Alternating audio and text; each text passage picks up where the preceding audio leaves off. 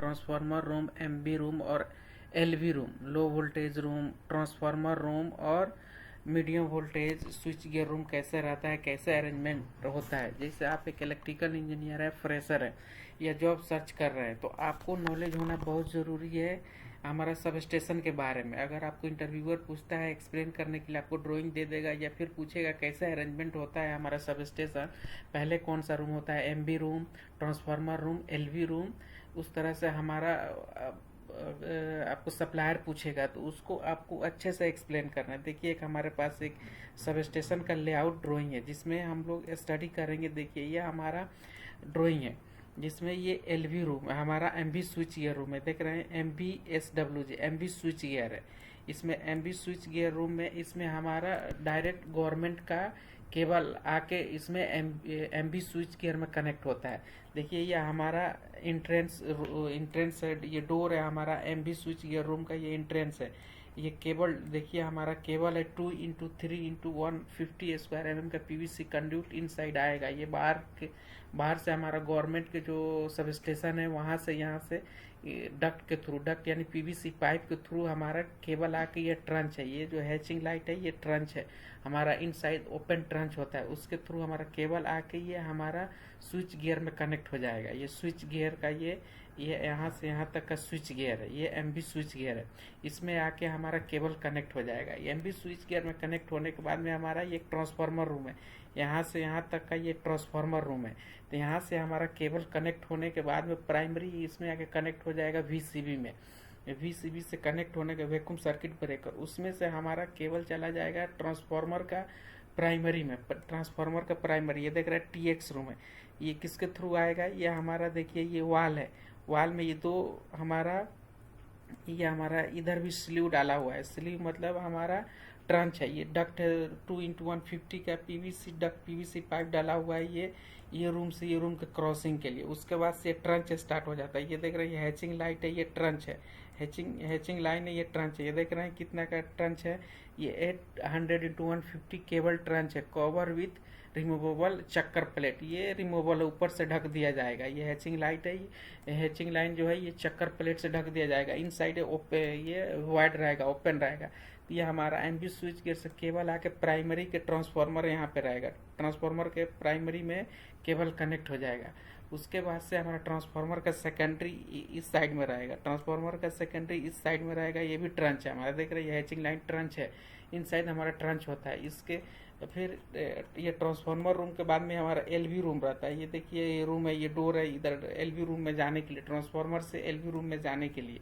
तो यहाँ पे भी वाल है, तो ये देखिए हमारा वाल से यहाँ पे पीवीसी हमारा डक्ट लगा हुआ है। PVC duct means PVC pipe, देख रहे हैं कितना पाइप है, 2x400 का हमारा 8 नंबर ऑफ पीवीसी कंड्यूट है, जो कहाँ से जाएगा, ट्रांसफार्मर से हमारा एलवी का main ACB air circuit breaker में चला जाएगा। यहाँ से यहाँ हमारा ये जो लाइन है यह हमारा एलवी रूम है, लो वोल्टेज पैनल रूम है, लो वोल्टेज पैनल रूम है। ये देख रहा है ये डोर है इधर से जाने के लिए। ये हमारा केबल इसमें से कितना आएगा, ट्रांसफार्मर से 7 केबल आएगा, 7 केबल 2R 2Y, मतलब 2R आएगा, 2Y आएगा, 2B आएगा, 3 फेज आएगा। एक न्यूट्रल आके किस में कनेक्ट हो जाएगा, हमारा मेन एसीबी में, मेन एयर सर्किट ब्रेकर में आके कनेक्ट हो जाएगा। इसमें से हमारा ये एसी यहाँ पे पैनल लगा रहता है, यहाँ पे पैनल का सर्किट रहता है। जैसे ये हमारा बस पूरा बस बार रहेगा, यहाँ से यहाँ तक का पैनल है। ये पैनल से हमारा केबल आउट चला जाएगा बिल्डिंग में, देख रहे हैं ये किसके थ्रू बाहर चला जाएगा केबल, इसमें से पैनल के थ्रू हमारा फिर केबल बाहर चला जाएगा। ये देख रहे हैं 38 नंबर 150 पीवीसी कंड्यूट है, यानी पीवीसी पाइप के थ्रू हमारा केबल बाहर चला जाएगा बिल्डिंग में, एसएमडीबी में चला जाएगा, फीडर पिलर में चला जाएगा, या हमारा एमसीसी पैनल में चला जाएगा। किसके थ्रू चला जाएगा, या हमारा डक्ट के थ्रू चला जाएगा। इस तरह से हमारा, अगर आपको इंटरव्यूअर पूछता है कि आप सब स्टेशन में काम किए हैं, तो आप बोलेंगे आप काम किए हैं। तो सबसे पहला रूम क्या होता है, सबसे पहला रूम होता है एमबी स्विच गियर, देन होता है हमारा ट्रांसफार्मर रूम, एंड देन आप उसके बाद होता है हमारा LV room. MB switch gear में हमारा क्या होता है, एक हमारा एमबी स्विच गियर इंस्टॉल होता है जो वीसीबी रहता है, जिसमें वीसीबी कम्पैक्ट रहता है, जिसमें से पावर गवर्नमेंट के आके इसमें कनेक्ट होता है एमबी स्विच गियर में। इसमें से कनेक्ट होने के बाद में हमारा इसमें से केबल कहाँ कनेक्ट होता है, ट्रांसफार्मर के प्राइमरी में। ट्रांसफार्मर के प्राइमरी से फिर हमारा स्टेप डाउन करके पावर किस में भेजता है, स्टेप डाउन करके एसीबी में। हमारा 11 kVA का ट्रांसफार्मर है, 11,000 वोल्ट का ट्रांसफार्मर है, तो स्टेप डाउन करके 415 वोल्ट देगा। उसके बाद से हमारा कनेक्ट हो जाएगा एसीबी में। एसीबी से हमारा चला जाएगा पूरा एमसीसीबी मोल्डेड के सर्किट ब्रेकर में। ये पूरा पैनल रहेगा। सर्किट कितना पैनल का है, ये पैनल का साइज हमारा कितना है, 2500 एम्पियर का है या फिर 1600 एम्पियर का है या 2000 एम्पियर का है, वो डिपेंड करता है लोड पे।